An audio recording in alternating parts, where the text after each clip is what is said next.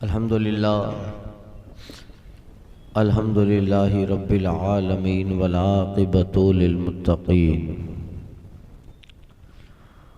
والصلاة والسلام علی سید الانبیاء والمرسلین وعلی آلہ الطیبین وصحابہ الطاہرین المکرمین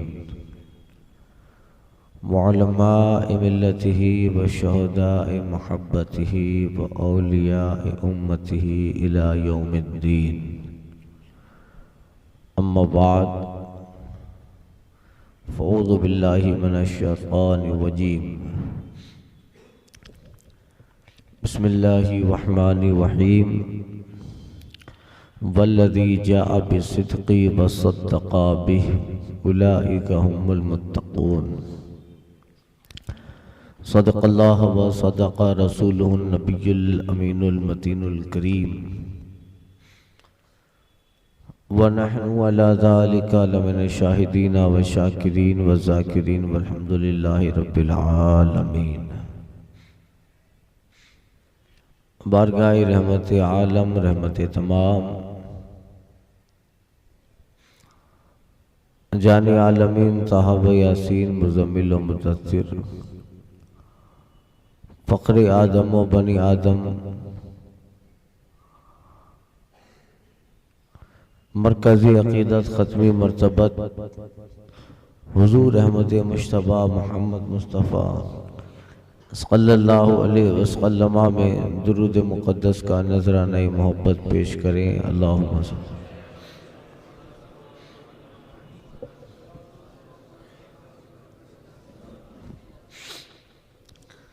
صلاۃ و سلام علیک یا سیدی یا حبیبی یا رسول اللہ۔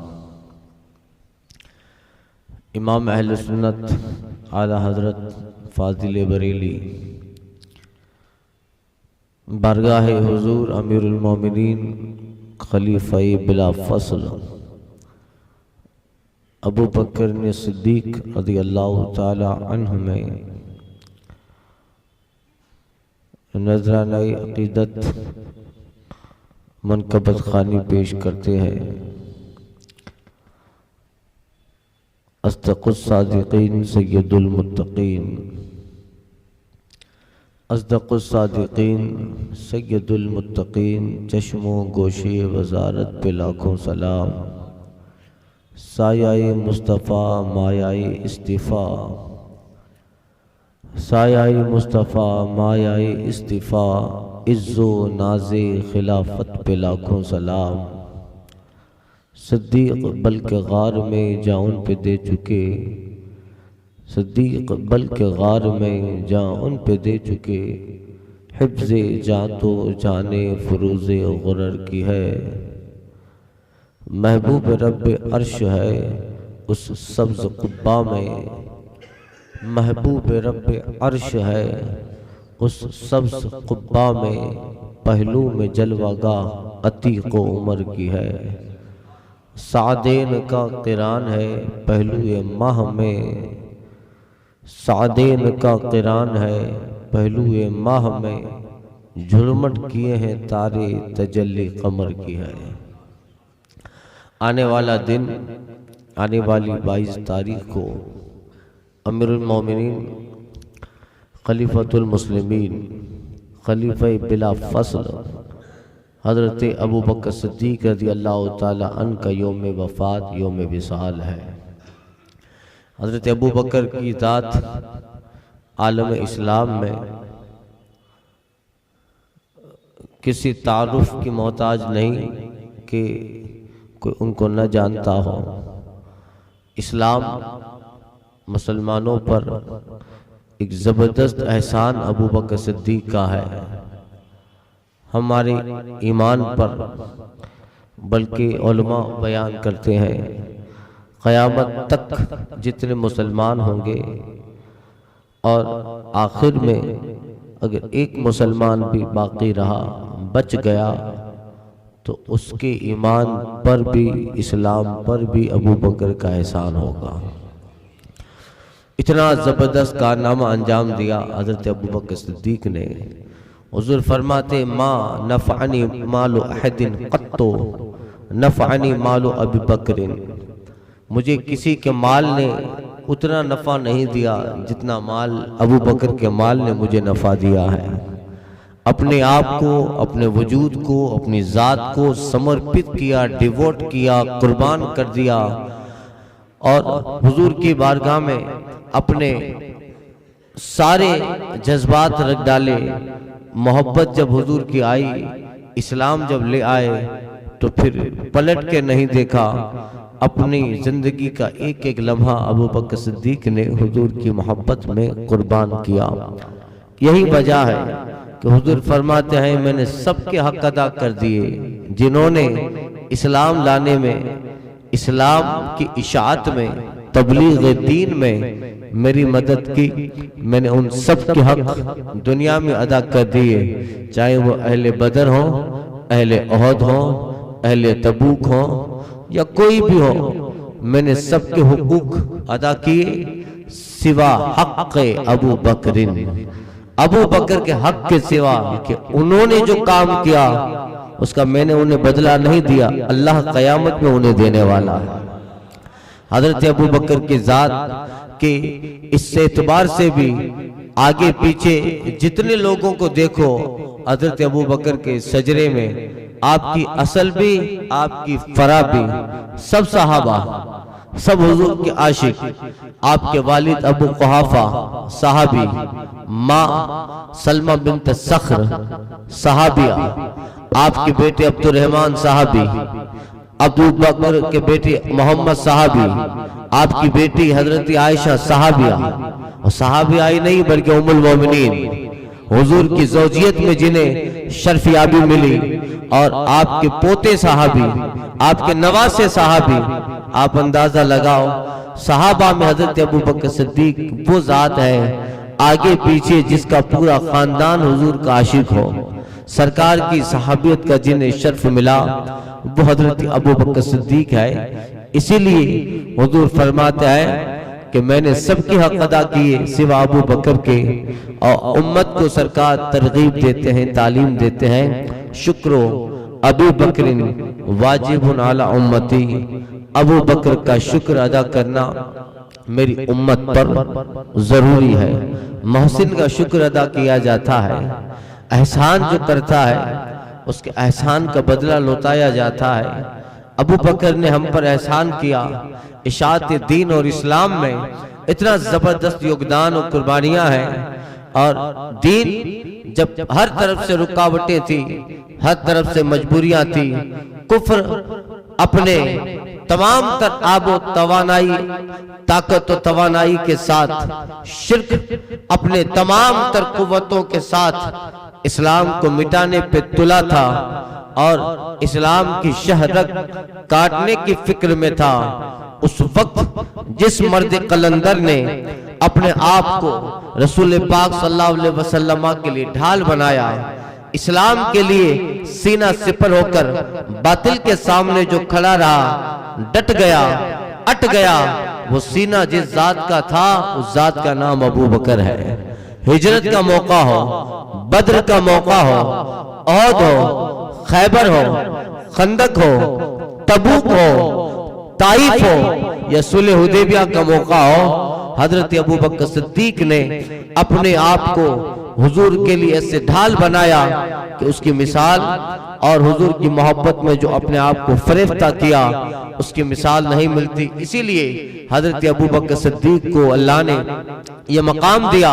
اب ساری امت میں اب جس آدمی جیسی قربانیاں دیتا ہے درجے بھی ویسے ہوتے ہیں۔ امت میں قیامت تک سب آئیں گے، مگر ابو بکر کا مقام یہ ہے کہ رسولوں کی مقدس جماعت کو چھوڑ کر، انبیاء کرام کی مقدس جماعت کو چھوڑ کر، اس دنیا میں سب سے پہلے جو ذات افضل ہے، اعلیٰ ہے، وہ ذات ابو بکر کی ہے۔ ما طلعت الشمس من افضل ابی بکر، حدیث کا مفہوم ہے کہ سورج کبھی بھی ابو بکر سے افضل انسان پہ طلوع ہی نہیں ہوا۔ کبھی ایسا ہوا ہی نہیں کہ سورج طلوع ہو اور کوئی ابو بکر سے افضل انسان دنیا اور کائنات میں موجود ہو، ابو بکر ہے۔ اب آپ اندازہ لگو، ایک واقعہ، ایک بات حضرت علامہ حضرت شیخ عبداللہ بن مسعود رضی اللہ تعالیٰ عنہ کہتے ہیں کہ دنیا کے جتنے اچھے لوگ تھے، دنیا میں اس کائنات میں جتنے اچھے لوگ تھے، اللہ نے ان سب کو ایک جگہ جمع کر کے حضور کا صحابی بنایا۔ دنیا کے سارے اچھے لوگوں کو حضور کی صحابیت کے لیے اللہ تعالیٰ نے منتخب کیا، آقا کی ساتھی کے لیے اللہ نے منتخب کیا۔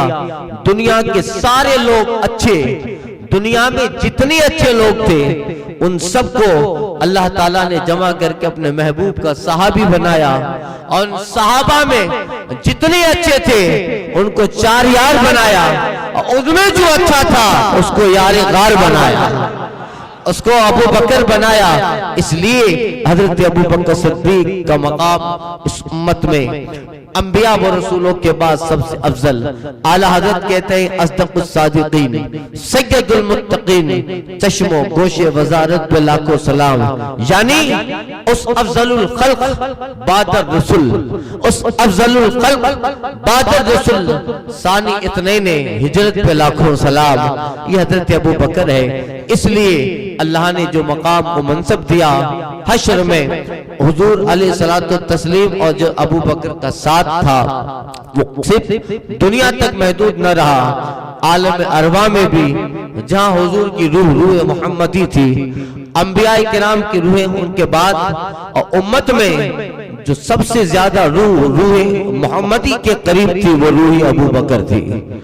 دنیا میں آئے، جسد خاکی پہنا، حضرت ابو بکر کی ولادت ہوئی، اور وہ واقعہ پیش آیا، ان کے باپ ابو قحافہ لے گئے تھے اور کہا ابو بکر یہ ہمارے معبود ہے، ہمارے قبیلے کا بت ہے، سجدہ کرو۔ حضرت ابو بکر صدیق کے 8 سال کی عمر غالباً، واقعہ مشہور ہے، آپ نے کہا تو خدا ہے، انت الہ، تو خدا ہے۔ آپ فرماتے چل جب خدا ہے تو میں ننگا ہوں، مجھے کپڑا پہنا، انا جائی اطعمنی، میں بھوکا ہوں، مجھے کھانا کھلا۔ اور وہ دیوار میں نصب بت کا جواب دے گا، اس کا حال تو یہ ہے کہ کسی نے کہا تھا میرے ہاتھوں کا تراشا ہوا پتھر کا صنم آج بن سور کے بت خانے میں خدا بن بیٹھا۔ اب وہ جواب دے گا کیا؟ ریپلائی دے گا؟ نہیں آیا۔ حضرت ابو بکر صدیق پتھر اٹھا کر اسے مارتے ہیں اور کہتے چل، جب خدا ہو کر تجھے کپڑا نہیں پہنا سکتا، کھانا نہیں کھلا سکتا، ڈیفینس تو کر سکتا ہے، اپنے آپ کو بچاؤ تو کر سکتا ہے، چل بچا لے مجھ سے اپنے آپ کو۔ چھوٹے سے کنکری اٹھا کر اس دیوار میں، کعبے کے دیوار میں جو بت نصب تھا، جو اسٹیچو اس میں چنا ہوا تھا، آپ نے چھوٹے سے کنکری اٹھا کر اس کو ماری ہے، مگر اس بازوئے صدیقی میں جو پاور تھا، جو طاقت تھی، اتنی کنکری سے کیا ہو سکتا ہے بھائی؟ کوئی آدمی مرے گا کیا؟ ایک 8 سال کا بچہ، اس کے اندر تھروونگ پاور، اس کو پھینکنے کا جو طاقت ہوتی ہے، 8 سال کے بچے کے اندر کتنی طاقت ہوگی؟ چلو 20 22 30 سال کا آدمی اگر کنکری اٹھا کر کسی کو زور سے بہت جو ہے اسٹرانگلی تھرو کرے، پھینکے، تو چلو زیادہ زیادہ اس کو زخم آئے گا، مرے گا کیا ہوا؟ نہیں مرے گا۔ مگر 8 سال کا بچہ اگر چھوٹی سی کنکری اٹھا کر کسی کو مارے تو کچھ لگے گا، اور پھر اسے مارے جو اسٹیچو، جو آئیکن، جو بت اس دیوار میں نصب ہے، اس میں چنا ہوا ہے، اس کو تو بھائی کلہاڑی سے کھودنا پڑے تب وہ نکلے۔ ایک کنکری سے کیا ہوگا؟ مگر ایک طاقت انسان کی نیچرل ہوتی ہے، ایک طاقت انسان کی من جانب اللہ ہوتی ہے۔ اللہ تعالیٰ 2 طاقت انسان میں رکھتا ہے، ایک تو اس کا نیچر پاور ہے، وہ الگ ہے، یہی ہے کہ رسول اللہ نے رکانہ پہلوان کو پچھاڑ کے رکھ دیا تھا، کئی 100 آدمیوں کے مقابلے میں آنے والا ایک عرب کا پہلوان تھا، مگر جب حضور کے مقابلے میں آیا، ایک چت میں سرکار نے اسے گرا کے شکست دے دی۔ ایمانی طاقت الگ چیز ہے، ایمانی وجدان جذبات کی جو طاقت ہے الگ چیز ہے. ابو بکر صدیق میں وہ فطری طاقت سے پتھر نہیں پھینکا تھا. آپ کو اللہ تعالیٰ نے جو ایمانی قوت دی ہے، بڑے ہو کر یار غار بننے والے ہیں، بڑے ہو کر رفیق محبوب بننے والے ہیں، بڑے ہو کر اللہ تعالیٰ انہیں مقام و منصب دے گا. وہ طاقت ہے اللہ کی طرف سے جو طاقت خاص پرسنلی ودیت کی جاتی ہے، پرسنلی ریلیز جو ہوتی ہے اللہ کی طرف سے جو طاقت وہ الگ ہوتی ہے. ورنہ ابرہہ کا لشکر کعبے کو مٹانے آیا تھا، بڑے بڑے ہاتھیوں پہ سوار ہیں لوگ، ابرہہ کا لشکر، اور اللہ تعالیٰ نے انہیں ہلاک کیا. وہ لشکر ابرہہ کا کعبے کو ختم کرنے، حرم کو مسمار کرنے، کعبے کو ڈھانے کے لیے آیا ہے.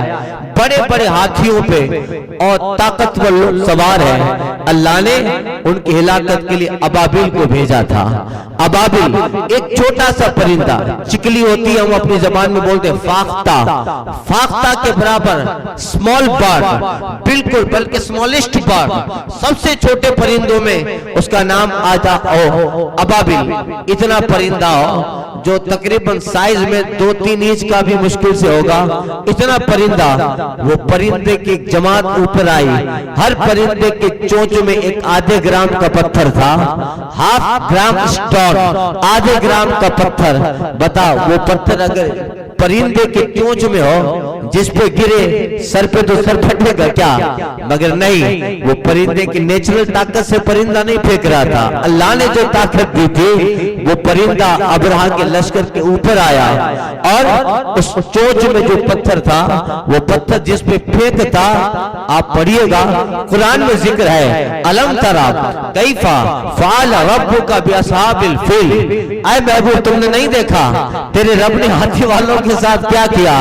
الم تری کیف فعل ربک باصحاب الفیل الم یجعل کیدہم فی التضلیل وارسل علیہم طیرا ابابیل.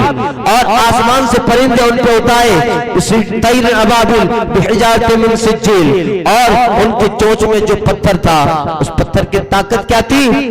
جس پہ گرتا آدھے گرام کا پتھر، جس پہ گرتا اس ہاتھی پہ جو طاقتور مستار، طاقتور سپاہی تشریف فرما بیٹھا ہے، وہ پتھر اس پہ گرتا، اس کے سر کو پھاڑتا ہوا اس کے ہاتھی کے 2 ٹکڑے کر دیتا.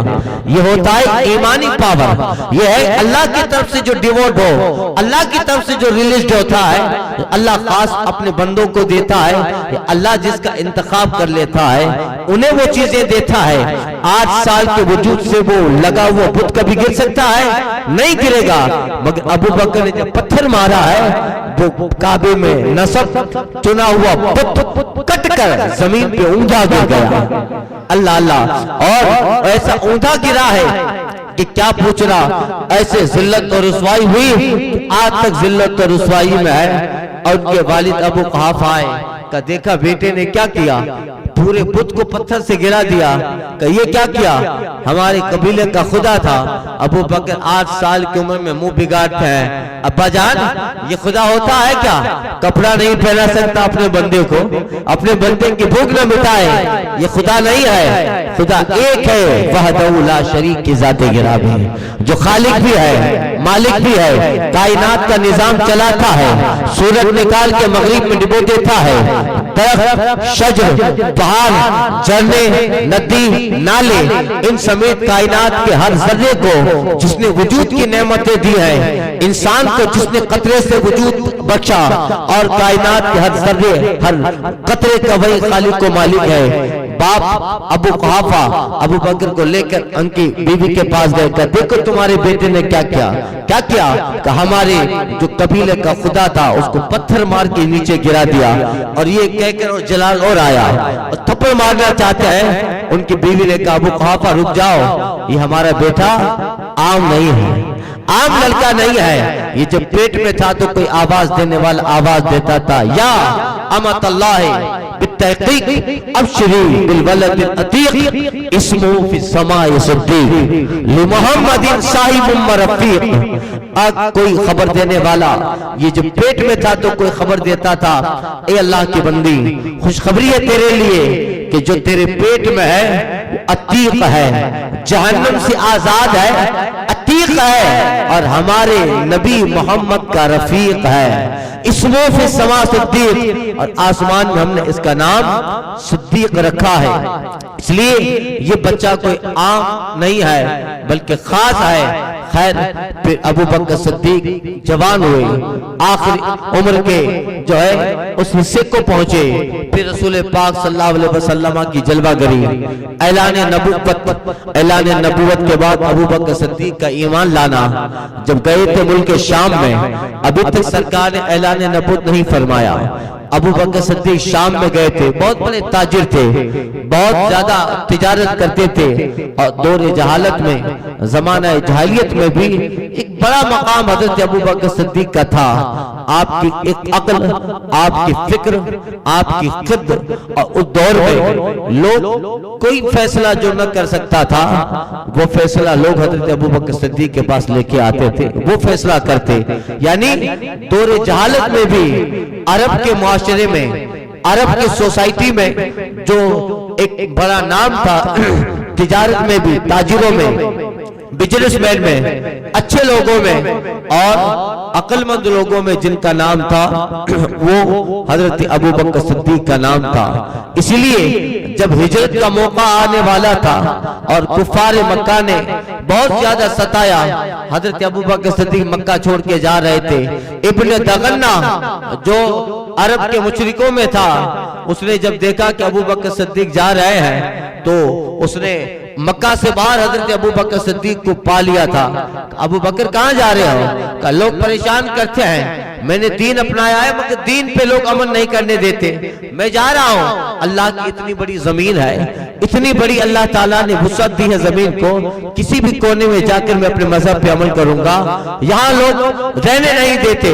ابن دغنہ مشرکین عرب میں ایک بڑا مقام رکھنے والا، اسٹیٹس رکھنے والا، اس نے کیا کہا تھا اس وقت؟ ابو بکر تم نہ جاؤ مکہ چھوڑ کر، میں تجھے پناہ دیتا ہوں۔ تجھے جس جماعت کا ڈر ہے، ابو جہل کی جماعت تھی، ابو لہب کی، اور اس طرح بڑے بڑے مشرکوں کی جماعت تھی، کہ میں تجھے ان سب سے امان پناہ دیتا ہوں۔ اے ابو بکر، اگر تیرے جیسا انسان ہمارے سوسائٹی سے چلا گیا، تمہارے جیسا عقل مند، تمہارے جیسا فیصلہ آور، تمہارے جیسا ججمنٹ والا، اور تمہارے جیسا ہوشیار اور تاجر آدمی اگر ہمارے سوسائٹی سے گیا تو یقیناً سوسائٹی کو بہت بڑا نقصان ہوگا، مکے کو بہت بڑا نقصان ہوگا، کہ تمہارے جیسا انسان جس کی کردار تو کردار، اس کی عقل اور اس کی فہم و فراست کا حال یہ ہے کہ تمہارے فیصلوں کا آخر تک مکہ اور آنے والے دور میں بھی لوگ اور اہل مکہ تمہارے فیصلوں کے محتاج رہیں گے۔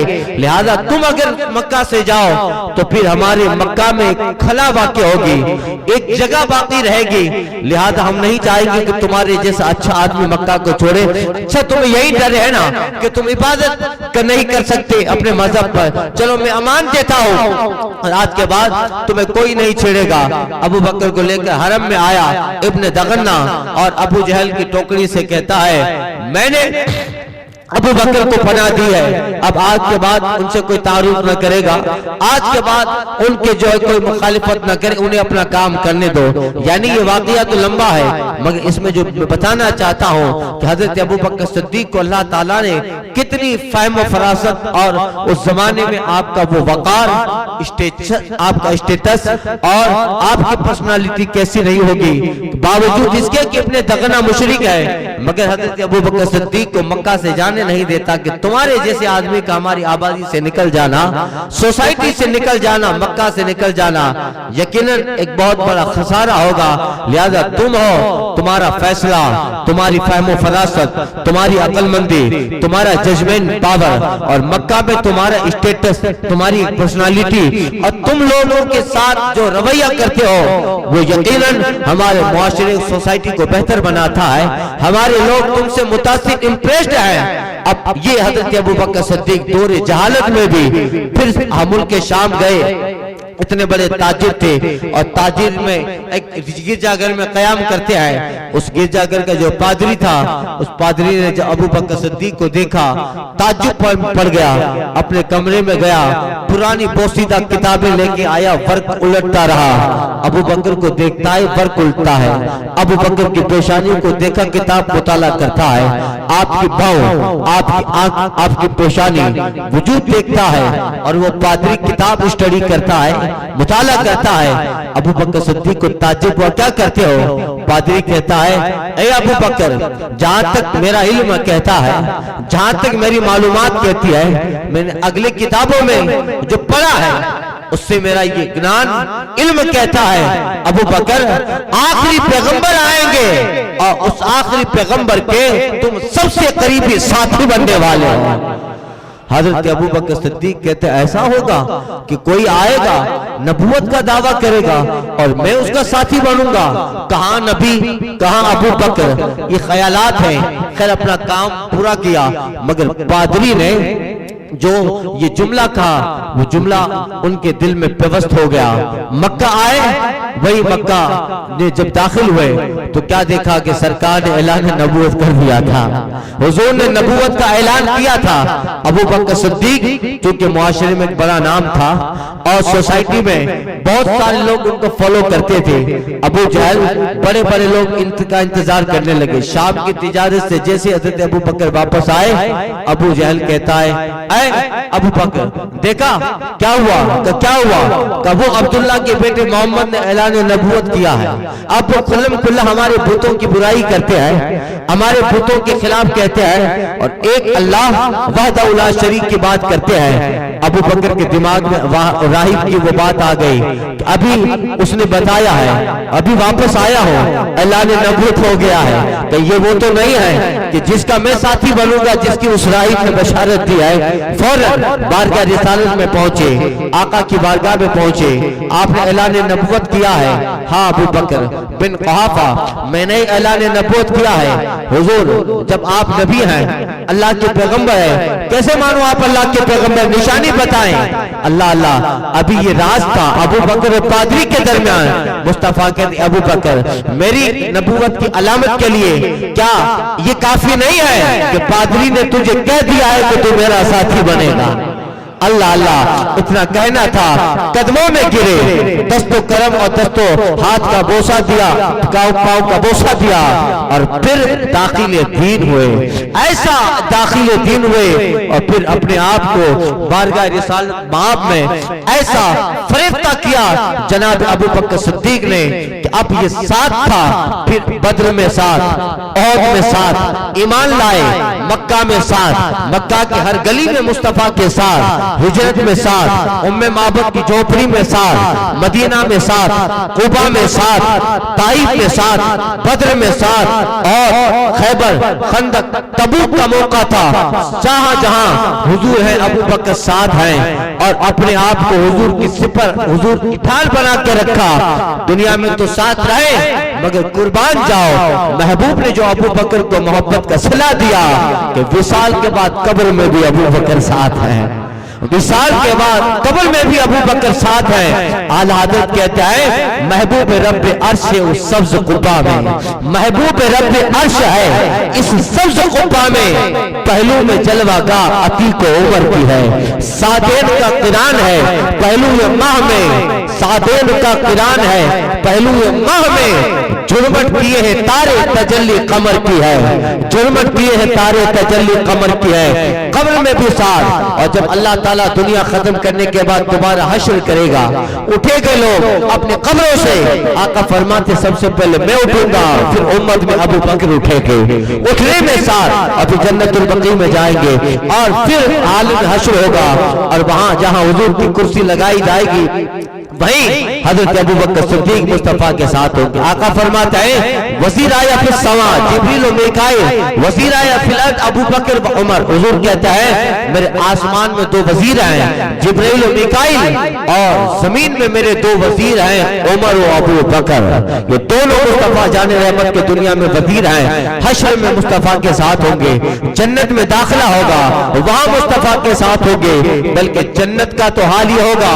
آقا فرماتے ہیں جنت کی 8 دروازے ہیں، 8 دروازے، اور یہ 8 دروازے جس شخص کو اپنی طرف بلائیں گے وہ میرا ابو بکر ہوگا۔ جنت کا ہر دروازہ چاہے کہ ابو بکر مجھ سے پسار ہو، ابو بکر مجھ سے گزرے۔ یہ مقام صرف اس لیے ملا، آقا فرماتے ہیں ما فاقا ابو بکر بکثرت الصلاۃ والصیام ولکن بالشیء وقر فی قلبی۔ ابو بکر اپنی روزوں کی بنیاد پہ آگے نہیں آیا، اپنی نماز کی بنیاد پہ آگے نہیں آیا۔ ارے 5 وقتہ نماز کے پابند ابو بکر ہیں تو عمر بھی ہے، علی بھی ہے، عثمان بھی ہے، معاذ بھی ہے، ابو ہریرہ بھی ہے، سارے صحابہ ہیں۔ روزہ دار یہ ہے تو روزہ دار وہ بھی ہے۔ عبادت کا حال یہاں بے پناہ ہے، ان صحابہ میں بھی بے پناہ ہے، مگر ابو بکر سب سے جو آگے آئے۔ میں نے عبداللہ بن مسعود کی بات کہی، دنیا کے سارے اچھے لوگ، ان اچھوں میں اللہ تعالیٰ نے سب کے اچھے جو تھے ان سب اچھوں کو حضور کا صحابی بنایا ہے، اور ان صحابہ میں جو سب سے اچھے تھے ان میں 4 کو لیا اور 4 کو خلفائے راشدین بنایا، ان 4 یار بنایا، اور ان 4 یار میں جو سب سے بہتر ہے اسے ابو بکر بنایا ہے۔ اب یہ مصطفیٰ جان رحمت صلی اللہ علیہ وسلم کا کرم اور جناب ابو بکر صدیق کی مرافقت، تو یہ جنت کے 8 دروازے جسے اپنی طرف بلائے وہ ذات حضرت ابو بکر صدیق رضی اللہ تعالی عنہ کی ہے۔ تو اب یہ آپ کو مقام اور منصب اس لیے ملا، آقا فرماتے ما فاق ابو بکر بکثرت الصلاۃ والصیام۔ ابو بکر اپنے نماز روزوں کی بنیاد پہ آگے نہیں آئے، ولکن بالشیء وقر فی قلبی۔ ایک چیز اللہ نے ابو بکر کے دل میں رکھی ہے، اسی وجہ سے وہ آگے آئے۔ وہ چیز کیا ہے؟ حضور کہتے ہیں حد درجہ میرا پیار و میرا عشق ہے۔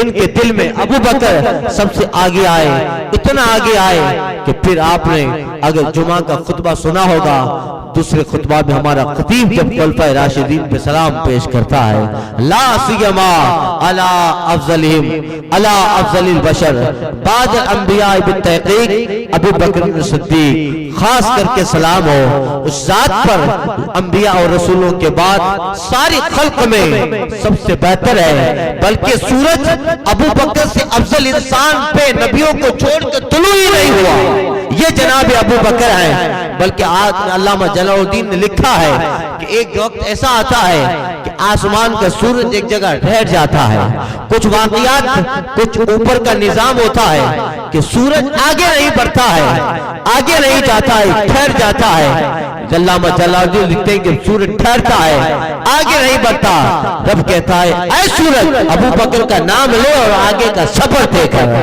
یہ جناب ابو بکر ہیں، سبھی پہ انبیاء کو چھوڑ کر رسولوں کو چھوڑ کر کوئی ایسا بہتر انسان ہے ہی نہیں جس پہ سورج طلوع کیا ہو سوائے ابو بکر کے۔ اس لیے اعلیٰ حضرت کہتے ہیں صدیق بلکہ غار میں جان پہ دے چکے، حفظ جات و جانے فروغ غرر کی ہے۔ کہتا ہے اصدق الصادقین سید المتقین، چشم و گوش وزارت پہ لاکھوں سلام، سایہ مصطفیٰ مایہ اصطفاء، عز و ناز خلافت پہ لاکھوں سلام، یعنی اس افضل الخلق بعد الرسل ثانی اسنین ہجرت پہ لاکھوں سلام۔ حضور محدث اعظم ہند کہتے ہیں خواب ہی خواب ہے جو کچھ ہے حقیقت کے سوا، راستہ کوئی نہیں ان کی شریعت کے سوا، 5 سجدے بھی تھے نماز حج و زکات سب کچھ، کام محشر میں نہ آیا کچھ تیری رحمت کے سوا۔ مرتبہ حضرت صدیق کا یہ ہے سید، مرتبہ حضرت صدیق کا یہ ہے سید، ہر فضیلت کے وہ جامع ہے نبوت کے سوا، ہر فضیلت کے وہ جامع ہے نبوت کے سوا۔ اور جہاں آرام کرتے ہیں اعلیٰ حضرت کے شعر پہ تقریر ختم کرتا ہوں، محبوب رب عرش ہے اس سبز قبا میں، پہلو میں جلوہ گاہ عتیق عمر کی ہے، سادین کا قران ہے پہلو ماہ میں، جھلمٹ کیے ہیں تارے تجلی کمر کی ہے، صدیق بلکہ غار میں جان پہ دے چکے حفظ جاتوں جانے فروز غرر کی ہے ہاں تو نے انہیں جان انہیں پھیر دی نماز پر وہ تو کر چکے جو کرنی بشر کی ہے ثابت ہوا جملہ فرائض فرو ہیں اصل اصول بندگی استاد ور کی ہے سن کی وہ دیکھ باد شفاعت کے دی ہوا یہ آبرو رضا تیرے دامان تر کی آبرو رضا تیرے دامان تر کی ہے صبا وہ چلے کے باغ پھلے وہ پھول کھلے کے دن ہو بھلے لوا کے تلے سنا میں کھلے رضا کی صبا